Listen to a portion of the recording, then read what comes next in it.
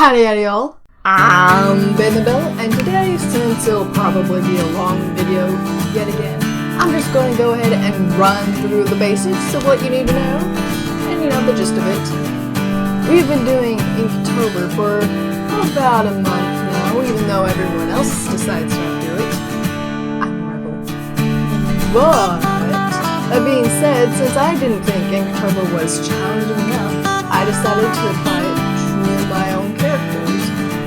Totally not a reason just to draw my own OCs. So let's go ahead and jump right into it.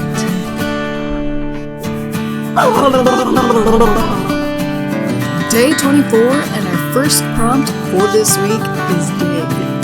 At first, I had no idea what to go with for a bit before I remember a character that was really old and never really touched upon since its conception.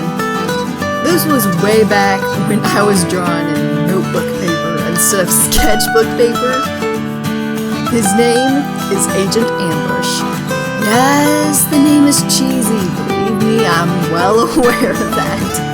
Give me a break, I was, 13, maybe younger?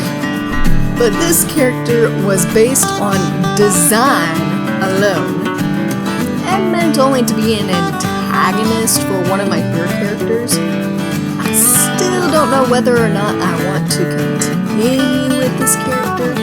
If I do, they will be completely revamped and, become an actual character and not a concept. For the drawing in of itself, the goal was to make the agent here, I refuse to go by his real name. He's simply going to be known as Agent from now on. Anyway, the goal was to make him look menacing, going with the first concept of the character because really the time was limited to draw him. The upward angle has often been shown to make readers and viewers feel more anxious.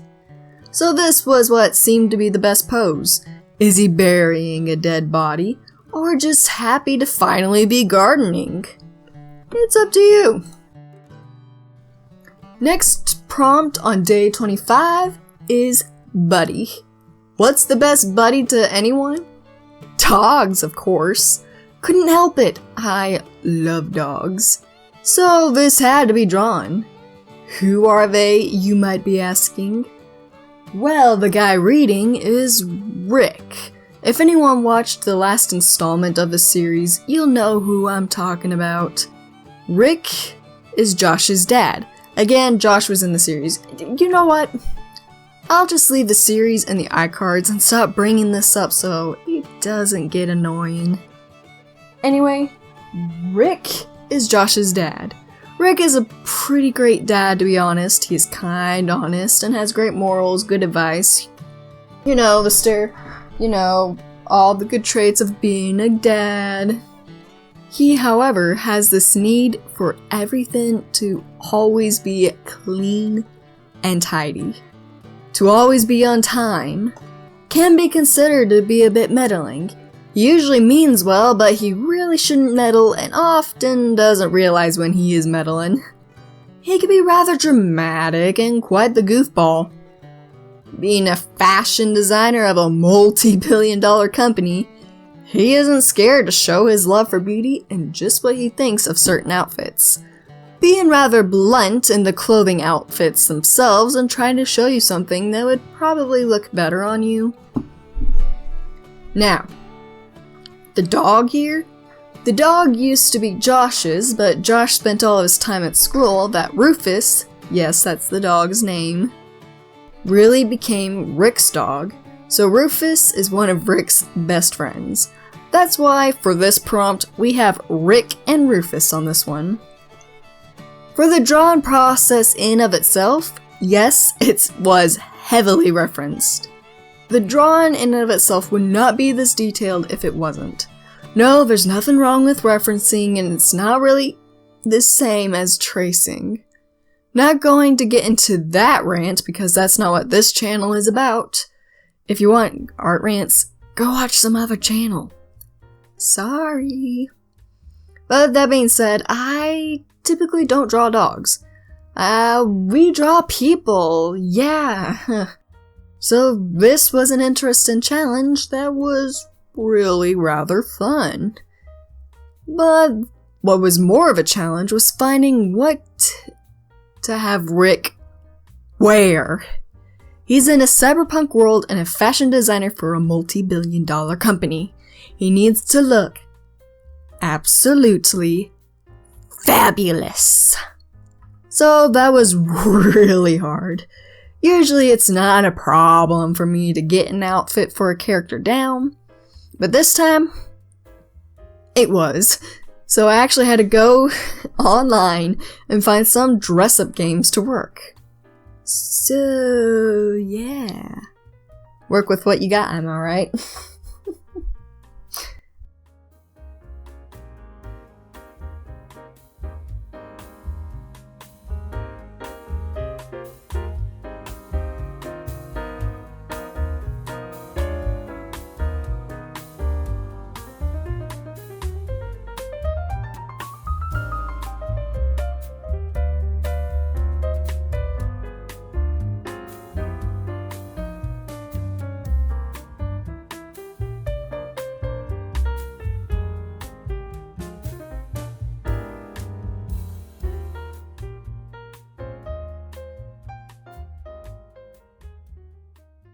Day 26, and the prompt is hide. I'm not going to go too much into detail on the story or the character because A, spoilers, and B, I haven't yet fleshed out the character on this one. Got a bit more work to do. Who are they, you may be asking, my inquisitive friends? Their name is Sam. So what I said about the character and story, skipping past that, and now we're talking about the drawing process.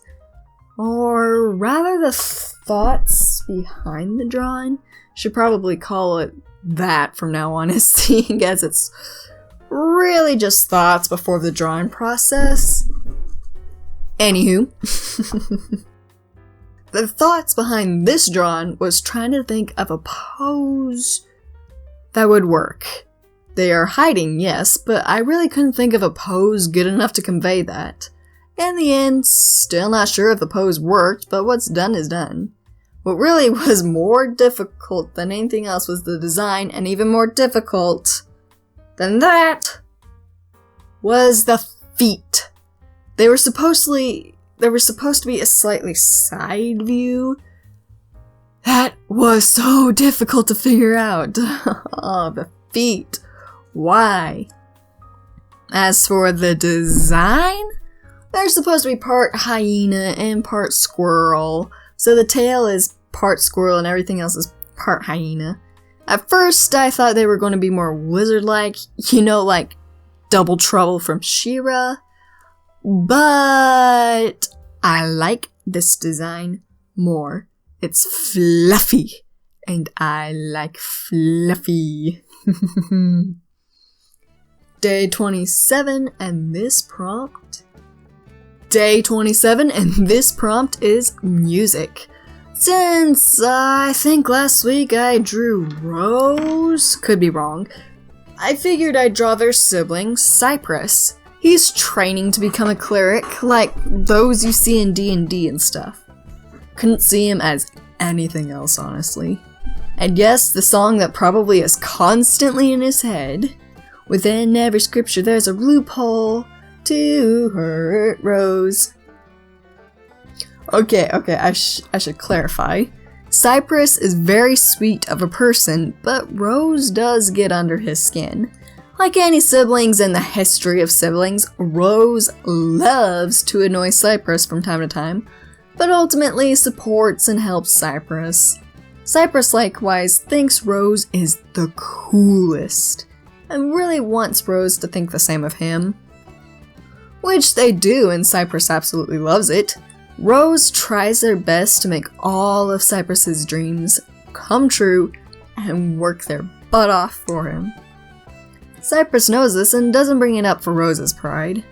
That being said, he can't stand when Rose is lazy. 'Cause yes, Rose is lazy, and would prefer not to work, but does only if they have to. Cypress doesn't really understand that mentality.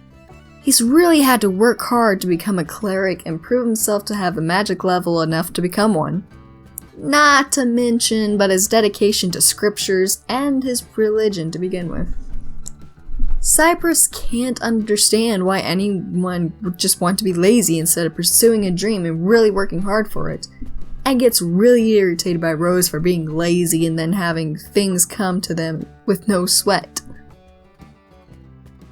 That being said, I chose Cypress for music because he's pretty good at the organ. Training to be a cleric, he's found the organ to be rather soothing and enjoys playing its melodious melodies. Day 28, and this prompt is float. This character here is Yelena. She is floating, as you can see. So if it... Yelena is a kitsune and in the same world as Rose and Cypress.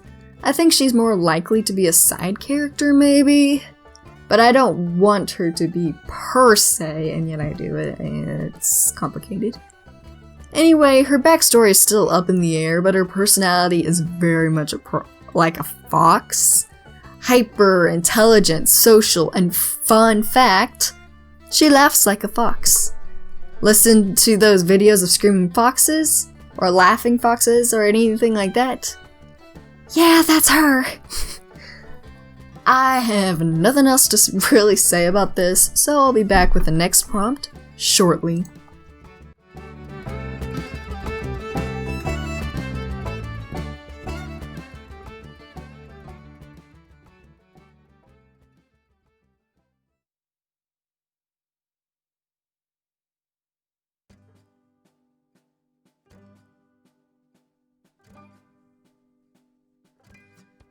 .29, and this prompt is shoes. For this prompt, I wondered who would be fitting. At first I thought Rick because he's so fabulous, but then I remembered another fashion designer, though not with the one with a multi-billion-dollar company, but a small shop. Her name is Plasma, or that's our superhero name anyway. Her real name is Honey. I've drawn her before on video, but didn't think properly talked about her, I don't think. So here we go. Plasma is an energetic and happy-go-lucky gal. She is very forgetful and yes, can be meddling, and from that I need to flesh out her character a bit more. As she's gone through multiple character changes, if I can talk, that'd be great. I can't make heads or tails out of her, so yeah. That was the prompt shoes. She's putting on shoes. Next prompt!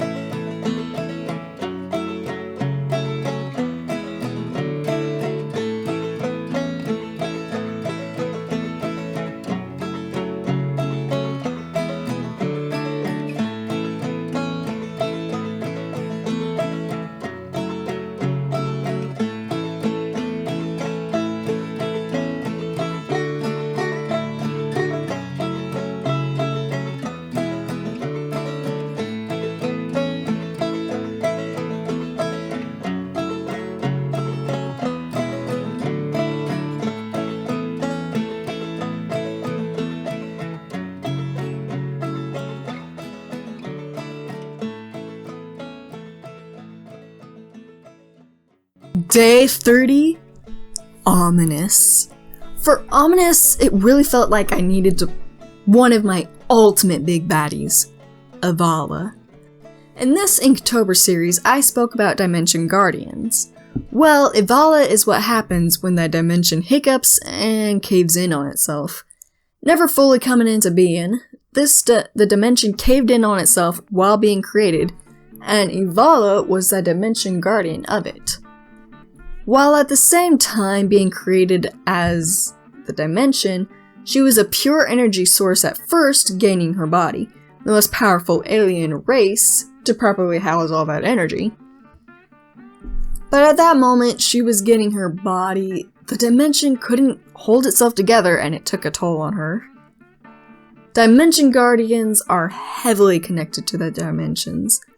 They don't die when their dimension dies, but it feels like they did and are not allowed to go back into service as a Dimension Guardian. To make a bit of this make more sense, one multiverse... If I could speak! One multiverse rule set in place by the multiverse is that a dimension feeds its inhabitants until it can't any longer and dies along with the inhabitants. If said one inhabitant lives from said dimension, they become parasites of other dimensions. They don't try to be, they're just living and breathing in another dimension and have no clue, but they are making the dimension killing faster. The goal of the Dimension Guardians is to regulate the traffic flow in and out of dimensions. Like border control, basically. Keeping the multiverse laws and making sure they're held, and making sure that dimensions that are meant to be alive stay alive until they're meant to die. If a dimension doesn't die, then the balance goes unchecked. It means that other dimensions don't have a chance to live and the balance of the multiverse is out of whack, resulting in more dimensions dying. That being said, when Avala's dimension caved in on itself, she got warped. Her build becoming multiple species at once, and she was viewed upon by the Dimension Guardians as a somehow survivor of the dimension caving in on itself. They didn't know she was a Dimension Guardian. As stated before, Dimension Guardians don't die when their dimension died, but it feels like they do. Avala didn't die, but sometimes Dimension Guardians get mixed up for survivors. Especially when a dimension just being created caves in on itself for no apparent reason. Avala was confused as a survivor and not one of their own. So they tried to kill the newly formed Avala, thinking she would be a parasite. Avala managed to escape clearly, but harbors some extreme resentment towards the Dimension Guardians, and doesn't consider herself to be one. Instead, a whole other race entirely, because that's what they viewed her as. She had to live and survive as a Dimension Guardian, a whole other race that had to feed constantly. Dimension Guardians' well of energy isn't limitless. They need to feed from the cosmos of any dimension, which is limitless. Avala could never feed from the cosmos. She retained the ability to feed, which she needed in order to survive, but not from the same source. She has warped abilities due to being warped during being created. She has to feed from living life sources in order to live. So yeah, she has to do what she can to survive. She became a great hand-to-hand fighter and a very good user of her abilities without any training except from life itself. If she seeked revenge at this point, she'd be hard to beat from the Dimension Guardians just due to her cunning alone. What mattered, however, was she was alone and the only one for centuries. However, she was the first of many to come. Many more came and they were a group. So yeah.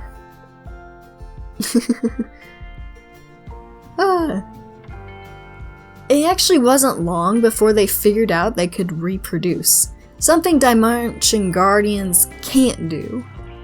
This new race could do so in a way that cells do, by dividing small parts of themselves and having new ones. Most of them can do this, but for most of them, it's involuntary and better to just cut the bud quickly, or it'll just become a cancerous lump. The child lives either way, so it doesn't hurt the child or stump them in any way, shape, or form. Avala is the only one who can have kids of her volition. She had a few at first and is a decent mother, I think. I haven't yet figured out the mother and child dynamics. It's not the best, but it could be worse. She's not abusive, just very protective. That being said, Avala and her race literally formed an empire to protect themselves, because nobody else would. Avala became the Empress because she was the most capable and she conquers planets and dimensions. Whole dimensions are overrun by this race and nothing else because they consumed all the energy of the former inhabitants of said dimension. Avala is super badass, but only out of necessity and out of need.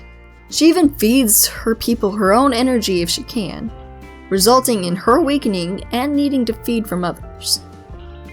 Now, the race and customs, I won't go into length for unless you guys really want more on Avala and her people. But for now, I think I need to stop talking and go to the next prompt. Last prompt, day 31, Halloween, let's go! For this one, I decided the best character for this prompt would be the lady in the mirror. The lady in the mirror I don't know the proper term for it, but she is a vain female monster cast out and cursed by her own people. She's been in the mirror for who knows how long, and nobody remembers her name, but they do know to come to her when they're desperate to make a deal. The lady in the mirror, as story goes, was considered a powerful magic user among a group of monsters that are incredibly strong magic users. She was out only for herself and made deals with her people without telling them the whole truth of what she wanted until it was too late. What did she want? To be more beautiful. But she had to take what she wanted in order to get the look she wants. Sometimes it's a lock of hair or a limb, or an eyeball, or a tooth, or you get it. Her people considered her despicable and locked her away, cursing her to stay in the mirror blech, for all of eternity. She still makes deals to this day, but not very often, and only when people are extremely desperate, because that's when they go to her.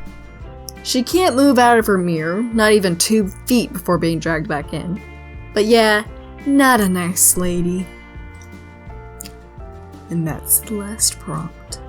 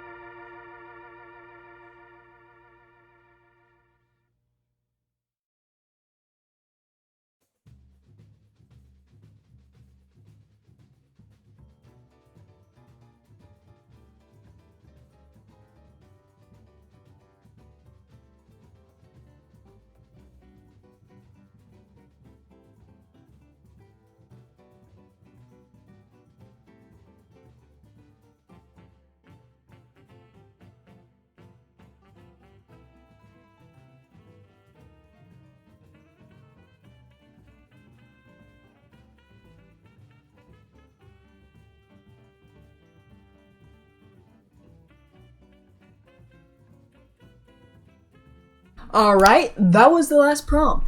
Thank you for coming and watching and enjoying the series. Which, come to think of it, if you liked it so much, please consider subscribing and liking it if you liked it. But that being said, this video is coming to an end. I plan on doing tutorials in the future of how to ink and stuff, just in case if you're curious. But, yes, I'm getting off track. End of video. Stay artsy, my crazy creatives, and I'll see y'all later.